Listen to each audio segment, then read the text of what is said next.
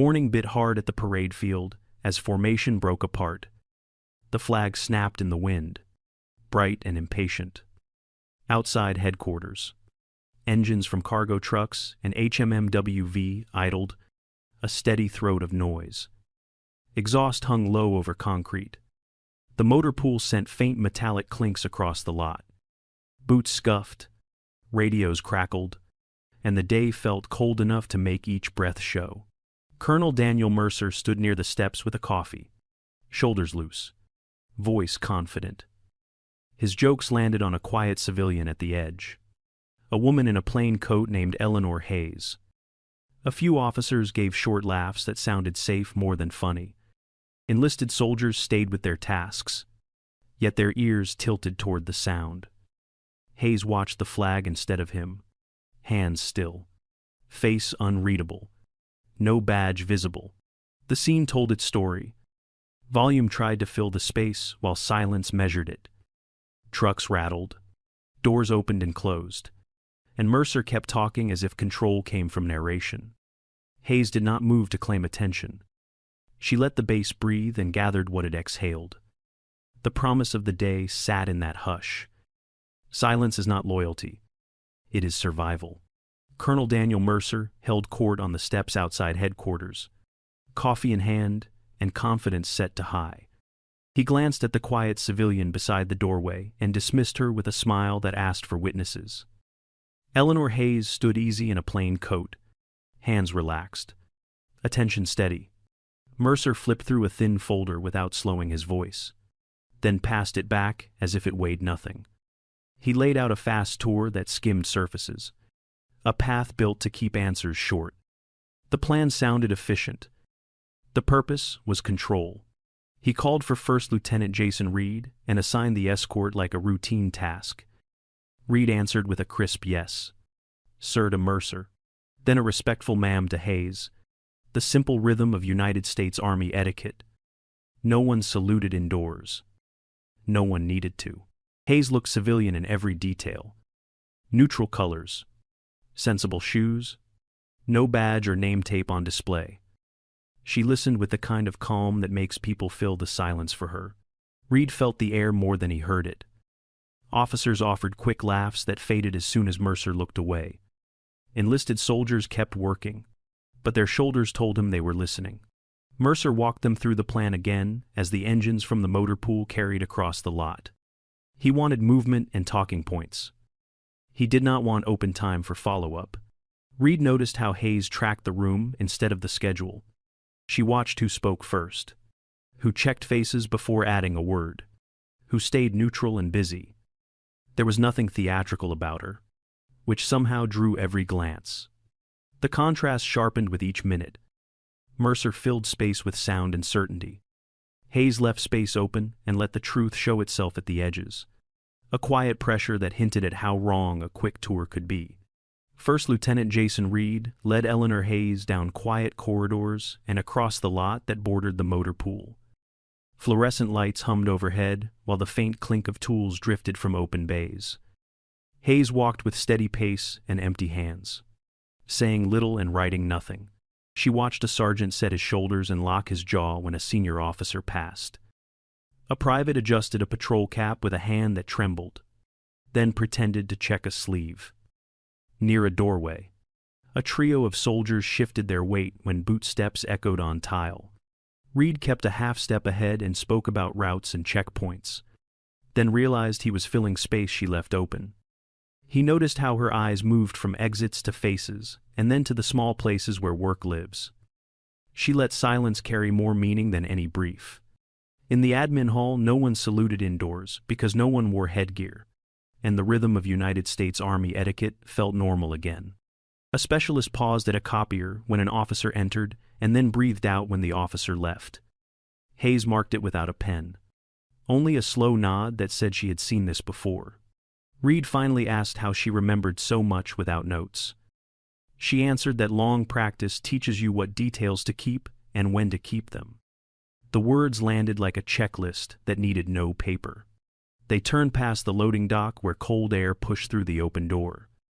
Reed felt a pattern forming as clearly as if it were printed on a briefing slide. Hayes was reading the base like a book, and her quiet made space for the truth to rise on its own. The motor pool opened like a low warehouse of sound and smell. Oil hung in the cool air while metal tapped softly from a distant bay.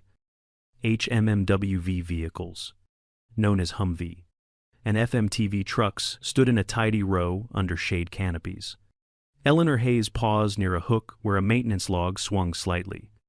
Grease smudged the edges, and the handwriting looked fast and pressed for time.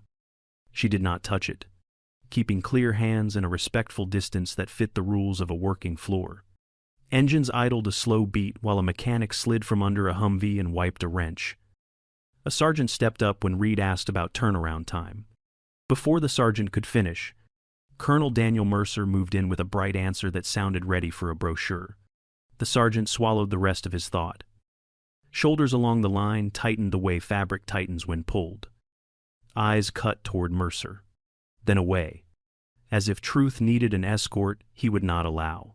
Hayes waited for the noise to settle. She asked how the unit defined its deferred maintenance threshold when tasks surged and deadlines compressed. The question landed clean and stayed there long enough to change the shape of the room. A pair of soldiers shifted their stance near a tool cart. One breathed faster, then slowed it down when he noticed himself. A specialist adjusted a patrol cap without thinking and stared at the floor like it could offer a safe answer. Mercer started another smooth reply about performance, but the floor seemed more interested in the details Hayes requested. She wanted the method that separated what could slide from what must be fixed before dispatch. The quiet that followed said those boundaries were softer than the paperwork claimed. Hayes let the silence work. She watched hands, shoulders, and the way people stood next to their vehicles as if the steel could hide them. The polished line of trucks looked ready for a photo, yet small patches of tape and tired brackets told a rougher story.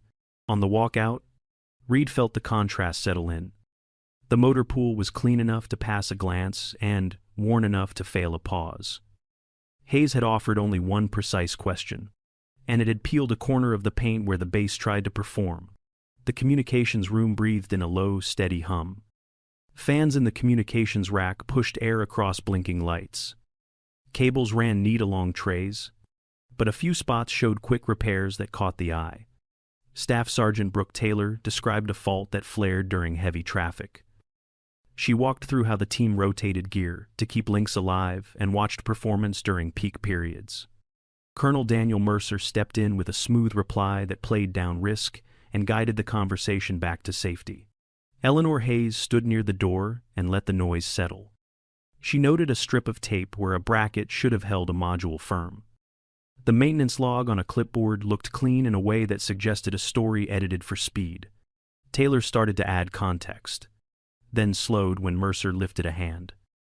Hayes asked for the unit shorthand on the contingency plan for communications during surge. She asked how redundancy worked when two failures hit at once, and what failover looked like in a live window. For a count, the room fell quiet except for the fans. A specialist at the back stopped typing and listened. No one saluted inside or wore headgear in that space, and the simple, normal rhythm of United States Army etiquette made the pause feel even louder. Mercer answered with confidence about uptime and excellent metrics. Hayes returned to method. She asked who tracked the switchover time and what criteria forced a swap instead of another restart. She asked where spares were staged and who signed the release when the clock ran hot. Eyes moved between the rack and the log, as if the steel might speak first. The surface looked smooth enough for a photo, yet the small patches told a different truth. The room felt like a held breath. The story behind the silence asked to be heard. The DFAC sounded like a soft river of trays and silverware at midday. Conversations rose and fell in short waves that never got too loud. Steam curled from pans behind the line, while doors opened and closed with a steady rhythm. Eleanor Hayes chose a table near a group of junior soldiers. Officers had gathered at a few other tables by habit, not by rule. The United States Army does not assign sections in the DFAC, and people simply sit where they feel comfortable. She ate slowly and let the room tell its story. Laughter from one table came easy and unguarded. At another table, voices dipped as eyes swept the room before a sentence continued. A private adjusted a patrol cap on the chair back and then left it alone, shoulders easing only when no one was looking. A specialist kept both hands around a cup and listened more than he spoke. Two sergeants traded quiet comments and paused each time boots crossed the tile behind them. First Lieutenant Jason Reed watched Hayes work without a notebook. He noticed how she measured the gaps between words, not just the words themselves. She did not lean in or lead, but people seemed to relax near her and talk like the day was normal. There were no salutes inside and no need for ceremony here. The tone stayed friendly and light, but the silences said just as much as the talk. Reed began to understand that Hayes was reading the base through lunch, one small habit at a time. When they stood to leave, the room felt settled in a new way. The noise had not changed, but Reed heard the spaces between sounds. Silence had found its own seat, and in that space the truth started to show. Late afternoon settled over the range with a thin chill and long shadows. An NCO fielded a question about a training cancellation and paused just a second too long. He chose the safer route and kept his answer small. Targets stood quiet while a line of soldiers policed brass and checked lanes.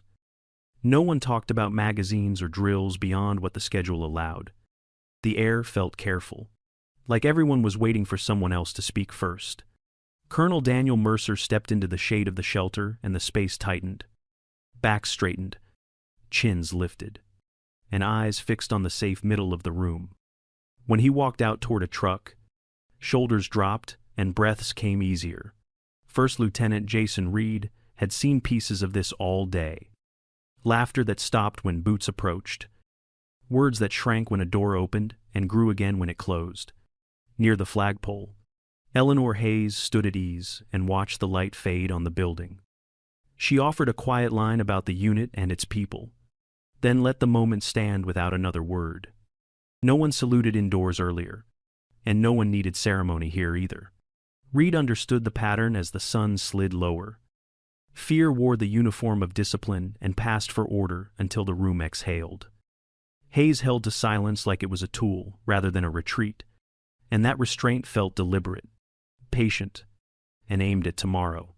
Morning returned with hard light on the briefing room walls. Eleanor Hayes stood near the back, close to the wall, hands quiet and posture easy. She let chairs scrape and voices settle before she focused on the slide that summed up readiness in a single bright number. A staff officer walked through percentages and trends. Hayes asked how the number was measured during short-notice taskings and asked for method instead of outcome. The question felt simple and practical, which made it land even heavier. The presenter referenced standard guidance and moved to the next bullet. Hayes asked which revision and who validated the steps inside that guidance. The room paused while people tried to remember when the last update had actually reached the floor. She asked about DOCS and how the unit protected confidentiality for responses. She wanted the process that kept rank and retaliation outside the door. Heads tilted as if everyone in the room had a private memory tied to that answer. Colonel Daniel Mercer eased in with a confident redirect about strong morale and high performance. Hayes kept the focus on how results were counted and who owned the stopwatch. She asked where exceptions were logged when the clock and the mission pulled in opposite directions. Eyes in the room started to watch reactions, not slides. A captain adjusted a pen that did not need straightening. A sergeant major shifted her stance and looked from the wall to the people, then back to Hayes. They stepped out for a short walk and passed the motor pool. Hayes asked again about the deferred maintenance threshold when an operational surge hit without warning. She wanted to know who drew the line between acceptable deferral and a no-go that stopped a dispatch. A mechanic near a bay slowed his hands as if the question had reached him too. Reed noticed how answers grew careful without becoming defensive. The sound of tools and the low idle of a Humvee filled the gaps that no one rushed to close. Back in the briefing space, the slides looked the same, but the room did not. People now understood that Hayes was not hunting for a pretty number. She was asking for an honest way to measure, and that was the moment the base began to look at itself. The hallway near logistics felt cool and bright under fluorescent lights. A faint smell of oil drifted in from the motor pool, while carts clicked over seams in the floor. Voices from a distant bay rose and faded like a metronome. Command Sergeant Major Linda Pierce matched step with Eleanor Hayes and kept her voice low. She greeted her with a calm "ma'am" and stayed square to the corridor. Hands easy. No salute indoors without headgear. Her presence carried the quiet weight of an E9 who knows the people. Pierce spoke about how soldiers learn which questions are safe and which ones close doors. She named the fears that keep answers short and eyes on the floor. Labels follow those moments and drift into evaluations and opportunities. Hayes did not cut in. She asked who decides that label and what happens next when a name sticks. She waited for the answer the way a medic waits for a pulse. Steady and patient.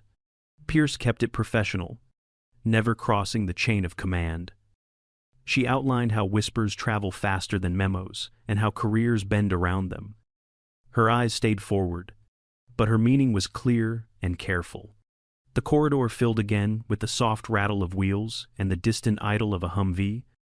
Pierce gave a small nod and stepped away, as if the talk had simply been about scheduling. Hayes remained a moment longer, letting the weight of it settle into the picture of the command climate. Reed passed at the far end and caught only the shape of the exchange. The hallway returned to ordinary, yet the air felt changed. What Pierce offered was not a complaint. It was a sensing conversation, a quiet act of protection that confirmed what silence had been saying all day. The chaplain office felt like a small harbor in early afternoon light. The door was mostly closed and the room held a quiet that made people breathe deeper. Papers rested in neat stacks and a kettle clicked softly as it cooled. Chaplain Michael Grant greeted Eleanor Hayes with steady calm. He used Mom with natural respect and kept his hands easy at his sides. Indoors, there was no salute because no one wore headgear. The air carried the faint smell of paper and polish. A clock ticked without hurry, and the space felt safe on purpose. Hayes sat where she could see the door and the window at the same time. Grant spoke about what he tracks. He said he does not keep names and only follows patterns that repeat. The pattern lately was stress that grew from leadership more than from combat or family. He described soldiers who whisper before meetings and rehearse answers on the walk down the hall. They worry more about tone than truth and leave with a headache that no pill fixes. Silence becomes the safest plan, and that is when trust begins to rust. He offered a simple ethic for hard days. Fear corrodes trust, and silence does not heal it. Truth needs a safe frame so people can speak and still belong. Hayes listened with the focus of a medic checking a pulse. Her questions shifted in her mind as she weighed what to do next. She thanked him with a small nod that said she had heard every word. When she stood to leave, her plan had a new edge. She would ask for evaluation timelines and who reviews them, for reassignment criteria and who signs, for complaint handling and how often cases are audited. She would follow the process, step by step, without noise. Grant walked her to the door and the hallway sound returned. The light outside felt a shade brighter than when she came in. The whispers had found a place to land and turned into responsible action. Afternoon meetings stacked back to back, and Colonel Daniel Mercer pushed into nearly every exchange. His voice grew louder, jokes a shade sharper, each remark nudging answers toward the script he preferred. Chairs in the room creaked as people sat straighter and watched for cues. Eleanor Hayes did not match his volume. She asked one layer deeper each time. Who approves? What steps are written? How cross-checks are enforced? And where records are kept? Mercer answered with confidence about results. Hayes returned to process and asked who verifies the data and what triggers an audit when numbers move in the wrong direction. A captain began with "Sir" and tried to follow the summary. Hayes nodded "Ma'am" from a staff sergeant, then asked for names of reviewers, due dates, and the path a file takes once it leaves a desk. The room tightened during the small silences after each question. First Lieutenant Jason Reed felt the work it took to hold control, the way fear needs constant maintenance, the way it slips when method is required. Mercer redirected to success stories and percentages that sounded clean. Hayes asked for the form number, the policy revision, and the sign-off authority, then waited while pens hovered and eyes searched folders. Boots crossed the hallway and stopped outside, and no one moved until they passed. Reed noticed a hand flatten a page that had nothing on it to fix. Indoors, there were no salutes and no headgear, only the plain rhythm of United States Army etiquette. The questions kept peeling paint from the surface without raising a voice. By the time the clock touched late afternoon, the balance in the room had shifted, even if no one had said it aloud. Early afternoon, light cut through the blinds and striped the walls of the office. Plaques and certificates filled the space while senior staff sat straight and quiet. Colonel Daniel Mercer spoke at length about readiness and success. He stacked percentages, trends, and talking points until the room felt crowded by numbers. Eleanor Hayes opened a slim folder and slid a single page across the desk. The letterhead named Lieutenant General Eleanor Hayes, the Inspector General of the United States Army, and cited an unannounced command climate inspection. Silence met the paper. Mercer's shoulders eased downward as the meaning settled, and the staff shifted their attention without a word. No one saluted indoors because no one wore headgear. Several stood at attention and answered with Mom when addressed, and Hayes told them at ease in a steady tone. She kept her remarks short and clear. She stated that her role was to observe routine behavior, measure decisions against policy, and protect the integrity of the process. Mercer tried to restart the narrative with another set of metrics.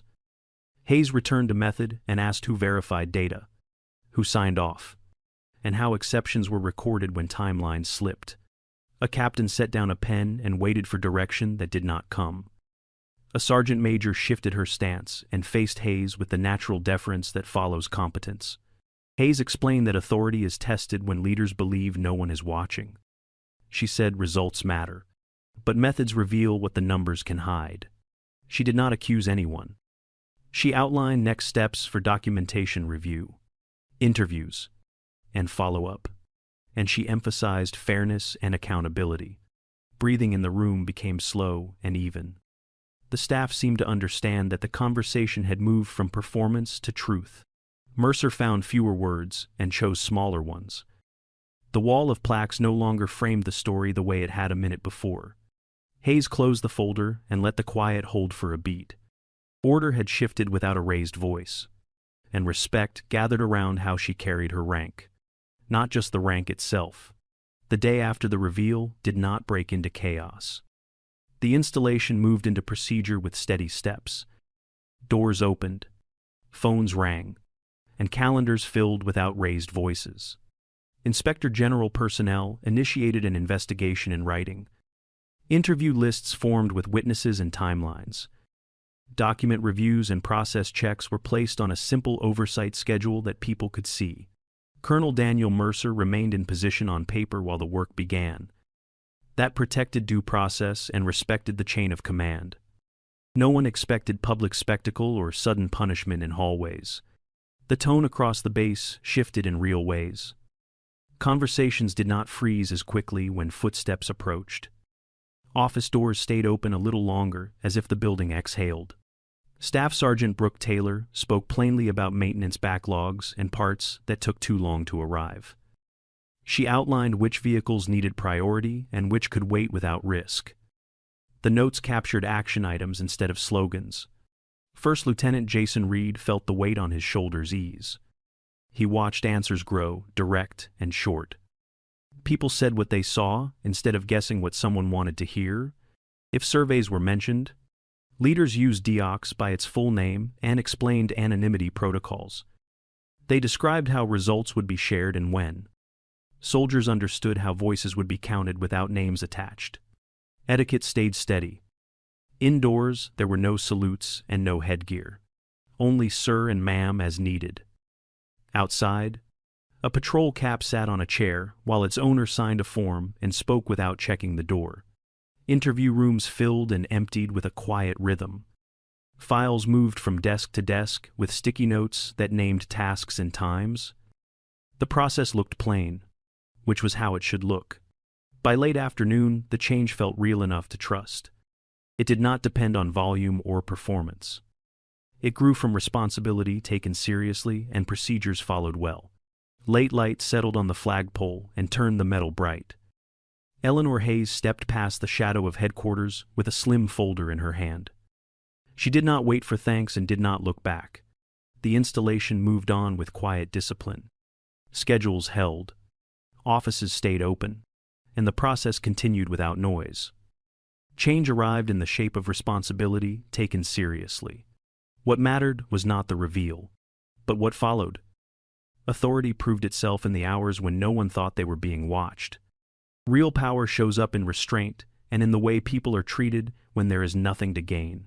Etiquette stayed steady and respectful. Indoors, no one saluted without headgear, and people used sir or mom as needed. The chain of command was honored while oversight did its work. Leaders spoke about the difference between fear and discipline. Fear makes rooms hold their breath. Discipline lets people speak and then stand by each other. Teams pointed to Diox with clarity about confidentiality and timelines. They promised to share results and to protect the voices that trusted the system. Soldiers understood that honest answers would be counted without names attached. If you felt something in this story, carry it forward. Choose the version of leadership that listens more than it talks. Choose the standard that protects truth, even when it is inconvenient. Thank you for spending time with these moments that often go unseen. If this perspective matters to you, subscribe for more stories that keep the character of the military alive. Tell us in the comments where you are watching from, and share this video so the dignity of the soldier stays in the light.